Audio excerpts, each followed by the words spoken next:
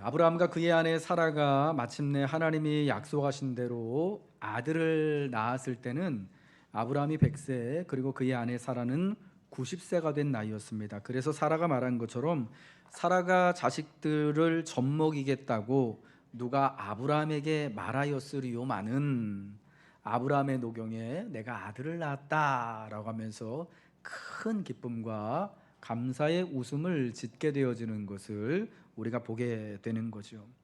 이때는 아브라함이 하나님의 말씀을 따라서 고향 그 아비 집을 떠난 지 약 25년이 되는 해였습니다.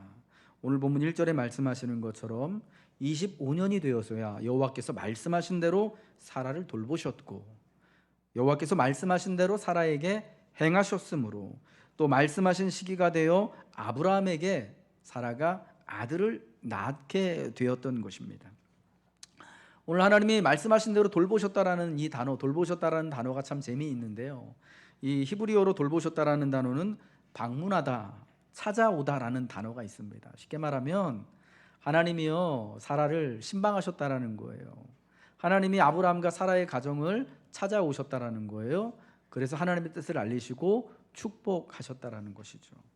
여러분 고대 근동의 사람들, 특별히 우리 구약의 성경의 그 시대의 사람들은요, 비록 지나가는 나그네일지라도 자기의 장막, 자기의 집 안으로 그 어려움에 처한 쉴 곳이 없는 그 하룻밤을 묵어갈 곳이 없는 나그네를 자기 집으로 영접하여서 잘 먹이고 재우고 보내는 것을 큰 명예로 큰 축복으로 여기고 있었던 것을 알게 됩니다.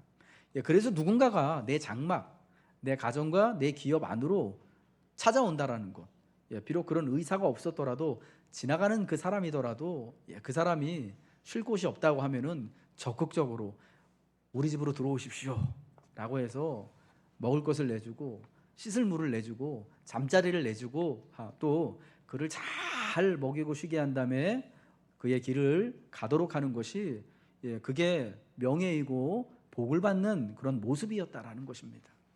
그래서 우리가 아브라함과 사라의 이야기를 보면요, 하나님께서 때로는 천사의 모습으로 때로는 낯선 사람들의 모습으로 아브라함과 사라의 장막을 찾아오시죠.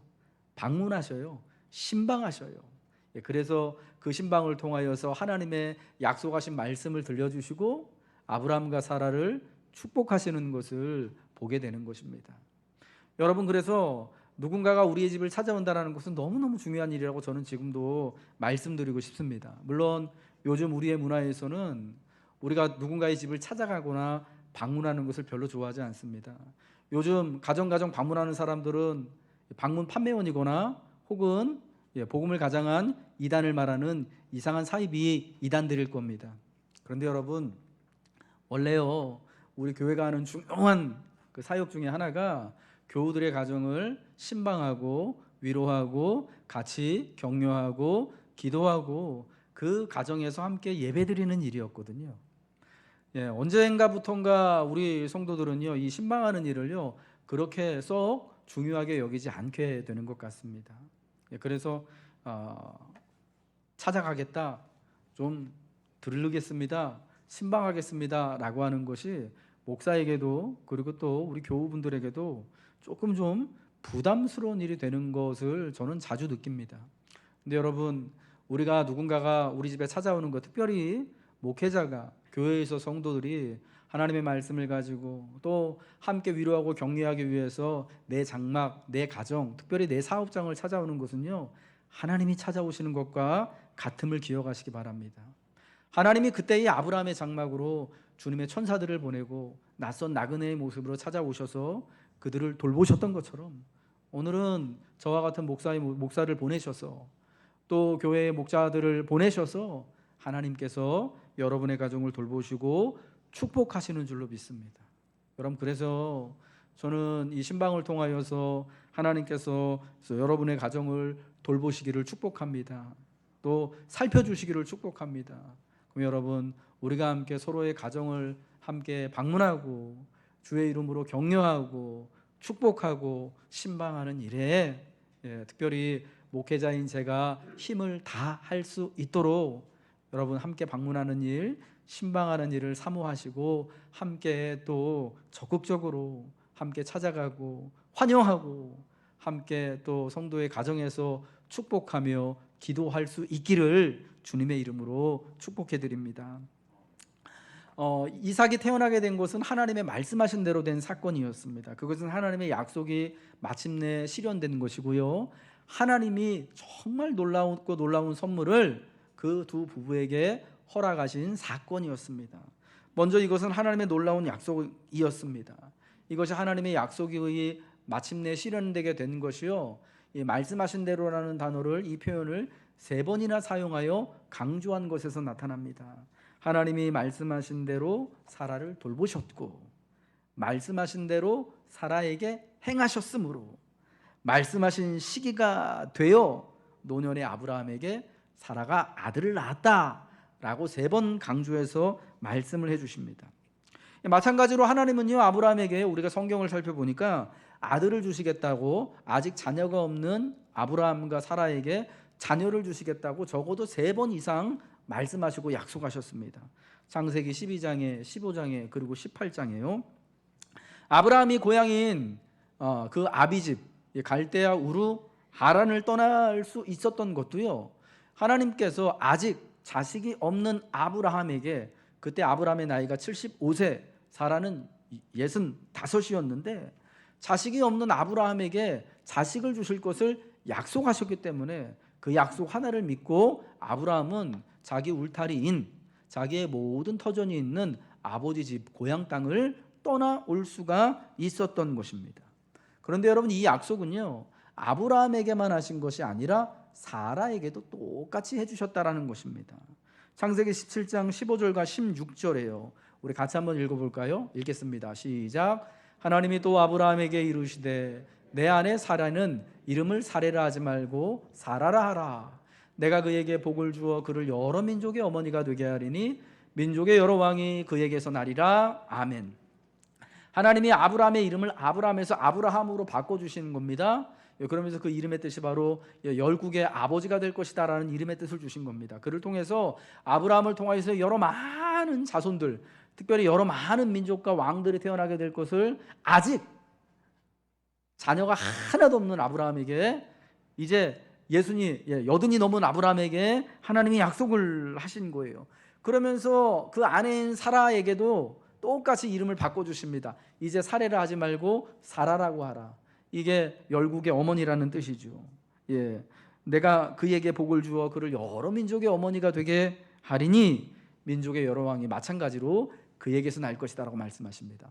아브라함의 이름과 사라의 이름을 똑같이 바꿔주시는 이 모습을 통하여서 하나님은요, 사라에게도 하나님의 약속을 주셨음을 분명히 알려주고 계시는 것입니다. 또한 18장 10절에 내년 이맘때 내가 반드시 내게로 돌아오리니 내 아내 사라에게 아들이 있으리라. 사라가 그 뒤 장막문에서 들었더라. 아브라함이 99세 때에 들었던,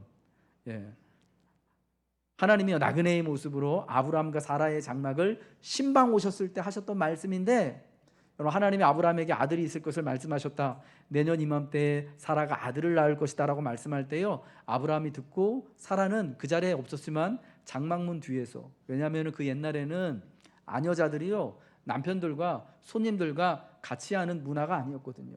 그러니까 장막문 뒤에서 듣고 있었던 겁니다. 여러분, 그 장면을 통하여서 하나님의 말씀이 역시 사라에게도 똑같이 주어졌음을 말씀해주고 있습니다. 아브라함과 사라 모두 언약의 당사자들로서 하나님의 선물을 이 부부가 함께 받는 것입니다.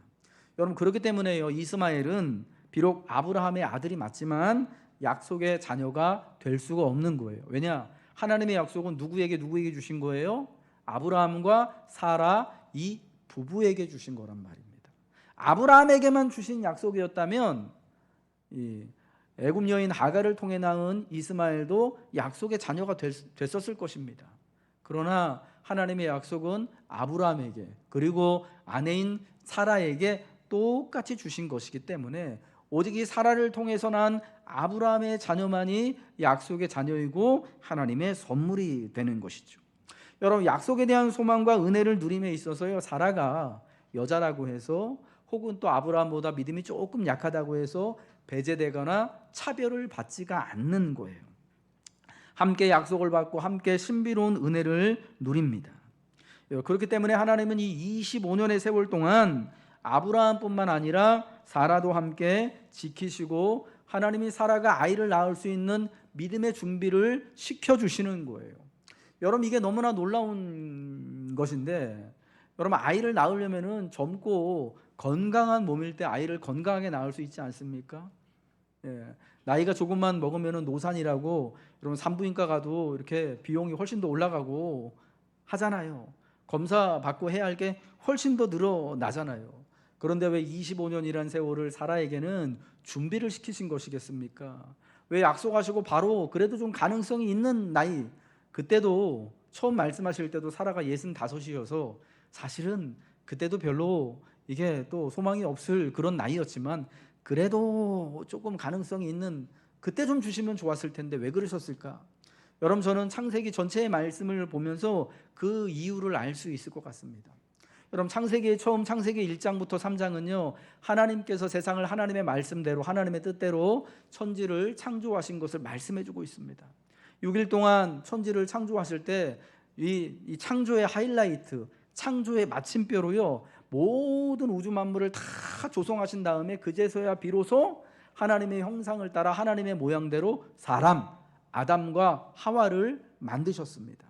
그리고 그 만든 아담과 하와를 통하여서 하나님이 지으신 모든 세상 모든 피조물들을 다스리고 돌보도록 하는 위임을 그들에게 하신 것을 보게 되는 것입니다. 그러니까 창조의 하이라이트가 아담과 하와였어요. 사람이었습니다. 사람이 하나님이 허락해 주신 모든 환경과 모든 창조 세계 가운데서 하나님의 형상을 닮아 하나님의 의지와 하나님의 뜻대로 세상을 잘 다스리고 경영하도록 하기 위하여서 하나님은 창조를 이루신 거예요. 여러분, 그러니까 이 사람이 그 역할을 잘 감당해낼 수 있도록 세상의 모든 하나님의 뜻대로 하나님의 상상 안에서 모든 세상을 다 지으신 이후에야 비로소 사람을 만드신 거죠. 모든 창조의 세상을 마련해 놓고 준비하신 다음에 환경을 다 조성해 놓으신 다음에 사람을 지으신 것처럼 이제 25년이란 이 세월을 우리가 어떻게 해석을 할 수가 있겠습니까? 하나님의 약속이 더디온 것만 같은 이 세월을 하나님이 정말 하나님의 은혜대로 약속대로 사라에게 아담에게 아들을 낳고 기를 만한 믿음과 삶에 대한 모든 준비가 이제 하나님이 볼 때 비로소 온전하게 됐다라고 여길 때 그 적절한 때가 되었을 때 하나님이 아들을 주신 것이다, 약속을 이루신 것이다 라고 그렇게 우리는 해석할 수가 있는 것입니다.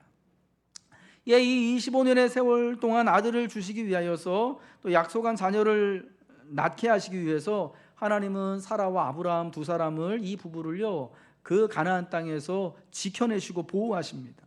기근으로부터 지켜내시고요. 애굽으로 내려갔을 때 애굽 사람들의 관심과 애굽 왕 바로의 권력으로부터 사라와 아브라함을 보호하십니다. 아브라함이 소돔과 고모라의 전쟁과 심판으로부터 또 휘말리지 않도록 지켜내십니다. 하나님이여 25년 동안 말씀만 하시고 아무것도 하지 않으신 것이 아닙니다. 약속을 이루시기 위해 보이지 않는 것에서부터 보이는 곳까지 하나님은 쉬지 않고 일하셨던 것이죠. 약속은 오로지 희망 없는 자들의 몸을 통해서만 이루어지게 됨을 또한 보게 됩니다.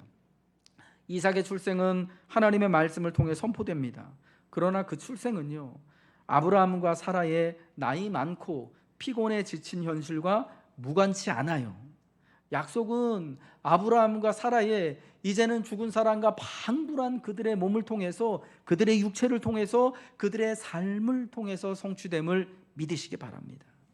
여러분, 하나님의 약속이요 이와 같이 우리의 육체와 우리의 몸을 통하여서 이루어진다라는 것이 가장 분명하게 드러나는 것이 우리 구주 예수님의 성육신 사건과 부활하신 사건 아니겠습니까? 하나님의 아들인 그분께서 우리와 같은 똑같은 모양의 사람이 되셔서 그것도 우리처럼 똑같이 또 태어나게 하시고 아무런 능력도 없는 아무런 진짜 정말 보잘것없는 약한 어린아이의 모습으로 태어나게 하시고 성장하게 하신 그 성육신의 사건, 그리고 이제 그분의 그 아드님께서 십자가의 죽음 이후에 사흘 만에 부활하셨는데 몸과 함께 몸의 부활을 이루심을 통하여서 하나님의 약속이 육체를 통하여서 이 연약한 육신, 썩어질 육신, 생명을 담고 있기에는 너무나 부족하고 연약한 우리의 육신, 사람이 장래에 대한 희망을 두기에는, 영원한 소망을 두기에는 진짜 아무것도 아닌 바로 이 몸, 이 육체를 통하여서 하나님의 그 영원한 약속, 온전한 은혜의 약속이 실현된다라는 것이 이게 신비이고 은혜임을 믿으시기 바랍니다. 비록 연약한 몸이지만요, 비록 우리의 지혜가 참 한참 모자란 우리 자신이지만 이 연약한 몸 가운데, 우리의 망가진 육체 가운데 여기에 하나님의 은혜가 있다라는 것입니다. 하나님의 역사가 있다라는 것입니다. 그럼 사랑하는 성도 여러분, 우리의 몸, 여러분의 몸과 연약한 여러분의 육체와 삶을 통하여서 하나님이 마음껏 또 하나님의 기적과 하나님의 신비로운 은혜를 지금도 행하심을 믿으시고, 그 하나님의 은혜를 따라서 우리의 육신과 우리의 삶과 우리의 육체의 이 몸이 하나님의 은혜와 기적이 나타나는 통로가 되시길 주님의 이름으로 축복합니다. 말씀하신 대로 되었다라는 것은 이 이삭의 출생이요, 하나님의 선물이었다라는 것을 의미합니다. 이삭은 기적이 아닌 다른 방법으로는 설명할 길이 없는 하나님의 선물입니다. 이삭의 출생은 자연스러운 과정이 아니었습니다. 하나님의 말씀하신 대로 일어난 사건, 기적이었습니다. 사라가 웃은 이유는요, 자녀를 낳고 웃은 이유는 도무지 말이 되지 않는 일이 그녀에게 일어나고 있어서가 아닙니다. 처음 아이를 낳을 것이다라는 소리를 1년 전에 들었을 때는 그 웃었던 그 웃음은요, 말도 안 되는 얘기이기 때문에 조금의 좀 허탈한 웃음이었을 겁니다. 에이, 하나님, 아무리 하나님이더라도 내가 지금 나이가 몇인데 이게 말이 되나? 고목나무에 꼽히는 게 훨씬 쉽지. 그러나 아이를 낳고 나서 웃는 웃음은요, 그런 웃음이 아니라 이삭의 출생이 하나님이 허락하신 선물이기 때문에, 하나님이 기적적인 방법으로 이 죽은 육체에 은혜를 부어주셨기 때문에 웃는 찐 웃음, 기쁨의 웃음이 된다라는 겁니다. 하나님의 선물을 받고요, 사라는 웃음을 지을 수밖에 없습니다. 하나님의 선물을 받게 될 때 우리는 기쁨과 감사의 웃음을 지을 수밖에 없는 것입니다. 하나님의 선물은 우리를 기쁘게 합니다. 웃음 짓게 합니다. 하나님의 선물로 운명이 바뀔 때 죽음과 절망과 불임의 올가미가 끝장났음을 웃음으로 우리는 드러내는 것입니다. 눈물 날 일이 많으나 하나님의 선물하심이 여러분에게 웃음을 허락하실 것입니다. 기쁨을 허락하실 것입니다. 하나님의 선물, 하나님의 기적 같은 구원은 우리의 삶에 웃음으로 드러나는 것입니다. 그래서 시편 126편에 또 바벨론의 포로들이, 또 시온의 포로들이 돌아오는 그 놀라운 또 사건을 이야기하면서 웃을 수밖에 없었다, 기뻐할 수밖에 없었다라고 말하는 것입니다. 여호와께서 시온의 포로를 돌려보내실 때에 우리는 꿈꾸는 자 같았다. 그때의 우리 입에는 웃음이 가득하고 우리 혀에는 찬양이 찼었도다. 그때의 문나라 가운데서 말하기를 여호와께서 그들을 위하여 큰 일을 행하셨다 하였도다. 여호와께서 우리를 위하여 큰 일을 행하셨으니 우리는 기쁘도다. 바벨론의 포로로 사로잡혀갔던 시온의 포로들, 여러분, 그들의 삶이요, 사실은 완전히 죽은 육체와 같은 그런 상황이었던 거예요. 100세나 된 아브라함과 90세나 된 사라와 같은 상황이었던 겁니다. 도저히 이제는 자녀를 낳을 수 없는, 희망이 없는 상태와 같은 상황이 포로로 사로잡혀갔던 이스라엘 백성들의 삶이었는데, 하나님께서 정한 시간이 흐르고 난 다음에 그 포로들을 동에서 남에서 서에서 북쪽에서 사로잡혀간 모든 그 형제들을요, 다시금 고향 땅으로 일으켜 부르시는 거예요. 여러분, 그런 놀라운 기적 같은 송환의 역사가 일어나게 됐습니다.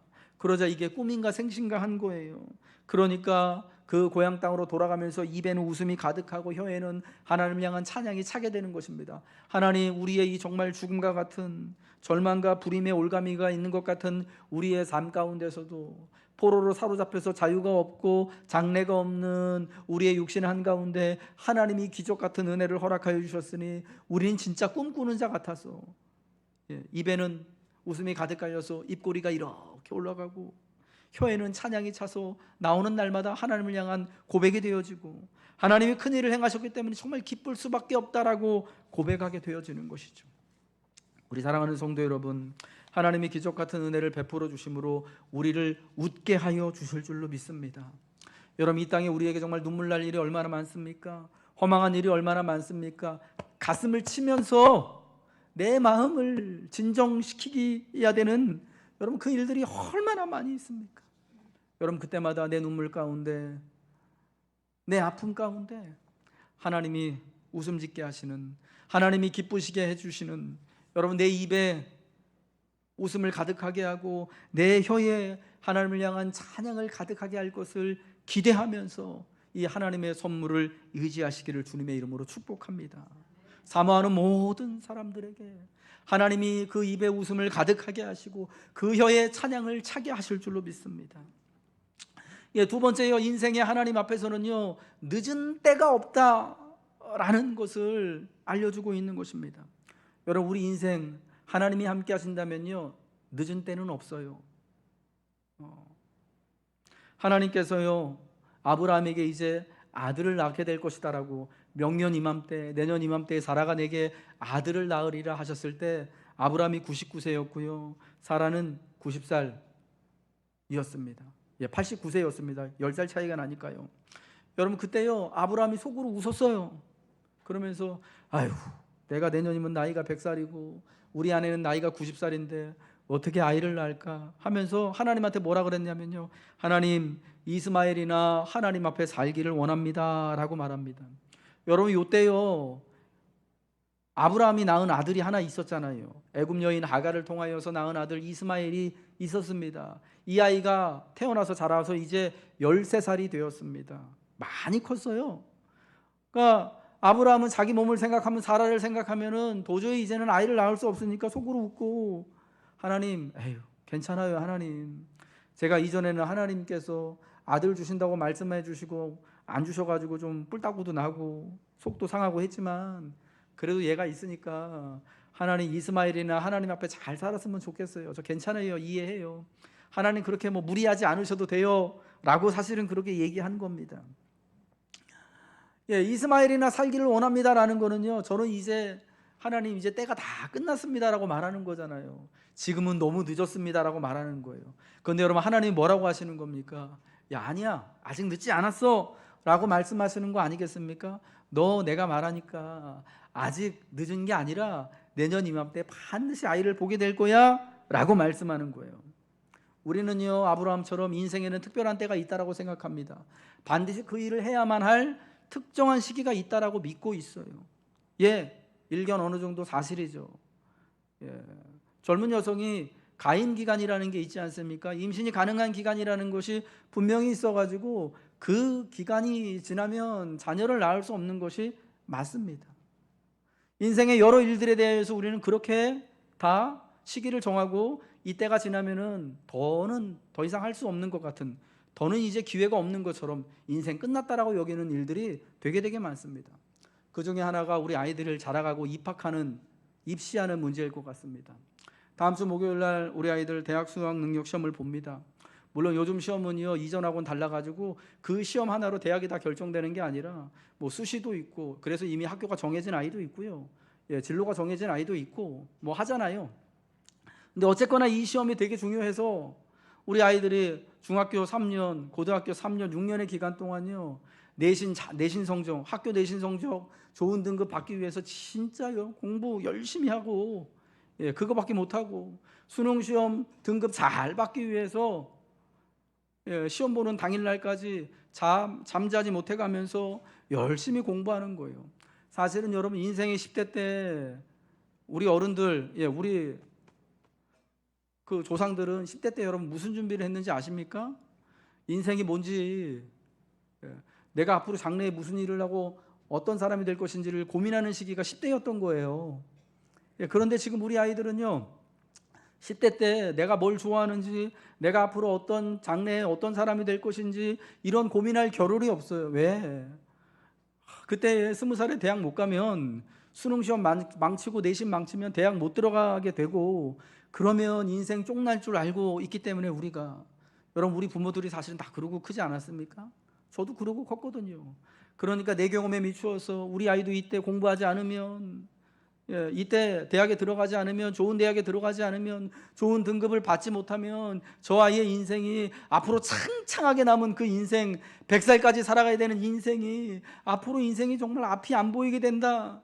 그러니까 지금 내가 뭘 좋아하는지 따지기보다, 앞으로 얘가 어떤 사람이 될지를 고민하기보다 우선은 국영수 공부해야 되고, 우선은 수능시험 공부해야 되고, 아무튼 시험에 전문가가 돼서 진짜 기계가 돼가지고 점수 잘 받아야 돼. 여러분 이렇게 하는 거 아니겠습니까? 여러분 그래서 우리 애들이요, 그 공부하려고요, 약 먹어가면서 공부해요. 예, 신경 안정제 먹어가면서 공부합니다. 거짓말 같죠? 진짜예요. 예, 항우울제 먹어가면서 애들 공부해요. 요 근래 여러분, 예, 신경 정신과 가면요, 예, 감기약 처방하는 것처럼 그런 우울제, 항우울제 처방해줘요. 애들 마음 편하게 해주려고요. 그거 먹어가면서 열심히 공부하라고요. 심한 경우에는요, 잠도 안 오는 약 먹습니다. 예, 거의 뭐 마약 같은 그런 약들을 몰래 사서 먹어가면서 잠 안 재우고 공부를 시키는 거예요. 저희 아이도 고3이라서 제가 그런 거를 참 간접적으로 참 경험을 지금 하고 있어요. 너무 참 안타깝기도 하고 속상하기도 하고, 애가 조금만 더 힘을 내주길 바라는 사실은 그런 마음도 있으면서, 또 이렇게 또 자기 속상해하면서 또 공부 때문에 또 스트레스 받아가면서 잠 못 자가면서 있는 그 모습, 못 먹어가면서 있는 그 모습 보면서 또 되게 또 마음 아프기도 하고요. 여러분들 우리가 왜 이러고 지내냐면요, 20살에 대학 못 들어가면은 개 인생 끝나는 건 줄로 알고 있기 때문에 그런 거 아니겠습니까? 좋은 대학 못 들어가면, 서울에 있는 대학 못 들어가면 끝장나는 줄 알기 때문에, 앞으로 남은 80년의 인생이 정말 괴로워진다라고 여기기 때문에 어떻게든지 간에 그때 좋은 학교 보내고 싶어서 우리가 여러분 그러는 거 아니에요? 꼭 대학에 갈 때가 있는, 그 정해진 때가 있고 결혼하고 취직할 정해진 때가 있는 것으로 우리가 알기 때문에 여러분 그렇게 힘들고 괴롭게 살아가는 거 아니겠습니까? 근데 여러분 그 적정한 때라고 하는 걸 누가 정해놓은 겁니까? 예, 우리가 정해놓은 거예요. 예, 불완전한 우리가요, 이 시대가 사람들이 정해 놓은 거예요. 그래서 그 기준에 맞지 않으면, 그 시기에 조금이라도 늦게 도달하면 큰일 날 것처럼 우리가 그렇게 안다라는 것입니다.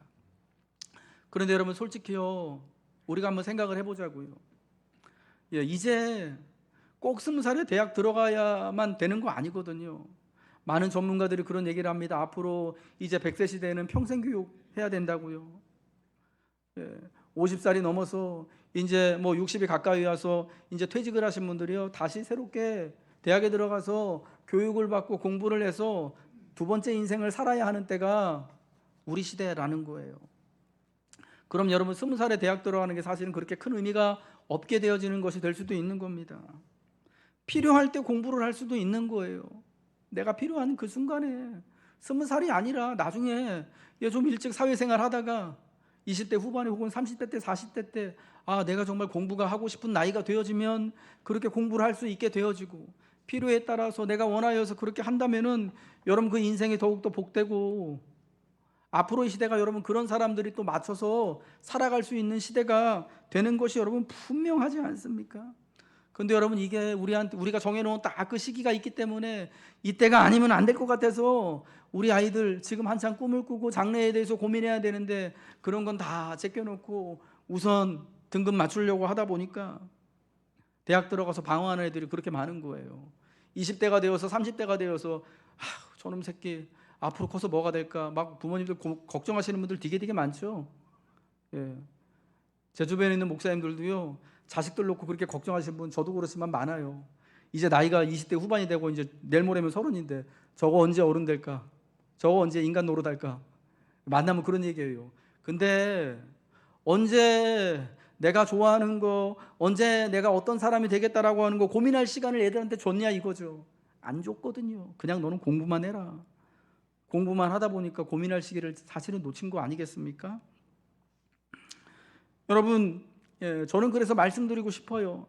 아브라함과 사라가 100세에 그리고 90세에 이삭을 낳았다라는 것은요, 인생에 특별히 늦은 때가 없다라는 것을 우리에게 말씀해주고 있는 거 아니겠습니까? 여러분 특별히 하나님이여 그 시기를 우리한테, 너는 이 시기에 반드시 여기까지 도달해야 돼 라고 우리한테 말씀하시는 게 아니다라는 겁니다. 사람마다요, 조금 빠르게 가는 사람이 있고요, 조금 느리게 가는 사람이 있고요. 어떤 사람하고 발맞춰서 갈 때 편안한 사람이 있고, 아니 혼자서 좀 빨리 가든지 늦게 가든지 혼자서 좀 여유 있게 가야 하는 사람이 또 있는 겁니다. 예, 우리는 그러한 정도의 차이를 인정을 해야 돼요. 특별히 하나님께는 늦은 때가 없다라는 것을 우리는 믿어야 할 줄로 믿으시기 바랍니다. 하나님이 하시고자 한다면 여러분 100살의 나이도 늦은 때가 결코 아니라는 것이지요. 그럼 사랑하는 성도 여러분, 우리가 특별히 우리 자녀들에 대하여서, 우리 삶에 대하여서 지금 뭔가 좀 원하는 목표 지점에 좀 가 있지 않은 것 같다고 해서 여러분 너무 두려워하지 마세요. 불안해하지 마시기 바랍니다. 하나님이 계시다면 우리에게는요 언제든지 적정한 때가 되는 것입니다. 하나님이 문을 열어주신다면, 하나님이 우리에게 하나님의 마음을 주신다면 여러분 그때에 우리는 공부해도 늦지 않아요. 그때의 인생의 길을 다시금 새롭게 시작한다고 하더라도 조금도 늦지 않고 오히려 그때가 하나님의 적절하고 분명하고 선명한 은혜가, 하나님의 인도하심이 나타나는 복된 때가 될 줄로 믿습니다. 마지막으로요, 하나님이 이제 이 사라를 웃게 하시잖아요. 오늘 본문 6절의 말씀이요.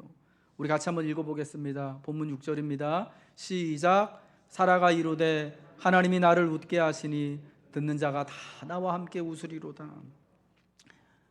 이삭을 낳고요, 사라에게 새로운 소명이 생겼습니다. 이제 하나님께서 허락하신 이 낳은 아들 이삭을요 잘 키워야겠죠. 그리고 이삭을 그 이름의 뜻대로 잘 양육해야 할 책임이 생기는 것입니다. 이삭이라는 이름의 뜻은 웃음이라는 뜻이에요. 하나님 앞에서 아브라함이 속으로 웃었거든요. 사라가 장막문 뒤에서 내가 무슨 아들을 낳아 하고 웃었거든요. 그래서 아들 이름이 이삭이 되었는데, 아들을 낳고 이 이삭을 지은 이름을 지은 것이 너무너무 의미가 있는 거예요. 사라의 불신앙을 드러내는 것이기도 하지만 하나님이 나에게 정말 웃을 일을 주셨음을 감사하는 이름이에요. 하나님이 내 노년에 내가 정말 아브라함에게 아들을 낳으리라고 누가 내게 말했을까? 누가 기대나 했을까? 그런데 하나님이 나를 웃게 하셨다. 그래서 이 소식을, 내가 사라가 아브라함에게 아들을 낳았다라는 소식을 듣는 자가 다 나와 함께 기뻐서 웃을 거다 라고 하는 뜻으로 이삭이라고 짓지 않습니까? 여러분, 듣는 자가 다 함께 웃을 수 있도록 하는 소명이 이제 사라에게 주어진 겁니다. 그저 불임의 나이에 기적과 같은 선물로 자녀를 낳았으면만 그쳐서는 안 되고요, 이삭이 늘 하나님 앞에 웃음 지을 수 있도록, 하나님께서 또한 이삭으로 말미암아 웃으실 수 있도록 이삭을 양육해야 합니다. 이삭 때문에 사라와 아브라함만 즐겁고 행복하고 웃음 짓는 것이 아니라 이삭의 소식을 듣는 이가 모두 함께 웃음 짓게 해야 할 책임이 있습니다. 거기에는 이삭의 이복 형제인 이스마엘과 그의 모친인 애굽 여인 하갈도 포함됩니다. 이삭으로 인해 온 가족이 다 함께 웃음을 지어야 하는데, 이어지는 이야기에서 하갈과 이스마엘은 웃음 짓지 못합니다. 이스마엘은 약속의 자녀가 아니기 때문에 사라의 말처럼 이삭과 함께 기업을 얻지 못하여서 쫓겨납니다.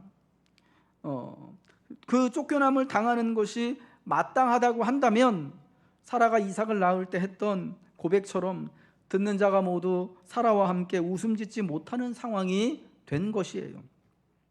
하갈도 이스마엘도 이삭으로 인해 함께 웃을 수 있어야만 하는 것이에요. 하나님은 그렇게 하실 수 있습니다. 그것을 저는 하나님이 원하신다라고 믿습니다. 그래서 쫓겨난 하갈과 이스마엘을 돌보시고 하갈을 통해 이스마엘도 큰 민족을 이루어주겠다 약속하신 것 아니겠습니까? 여러분, 하나님이 여러분을 웃게 하여 주시기를 주님의 이름으로 축복합니다. 하나님이 우리 자녀로 인하여서 나를 웃게 하신다면, 그렇다면 이제 우리의 웃음을 듣는 모든 이들과 함께 웃을 수 있도록 우리는 해야 합니다. 즐거워하는 자로 함께 즐거워해야 합니다.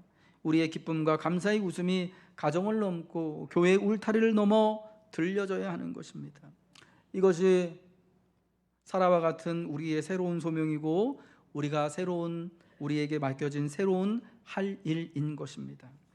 하나님이 나로 웃게 하시니 이제 듣는 자가 다 나와 함께 웃으리로다 하며 노경에 그 아들을 낳고 참 기쁨과 웃음을 하나님께 돌려드렸던 사라와 같이 하나님이 말씀하신 대로 우리를 돌보시는 그 은혜로 말미암아서 우리가 하나님 앞에 웃음짓게 될 날, 우리의 육체와 몸을 통하여서 웃음짓게 될 그때, 특별히 사랑하는 자녀들을 통하여서 웃음짓게 하실 하나님을 기대하며 하나님을 찬송하시길 주님의 이름으로 축복합니다.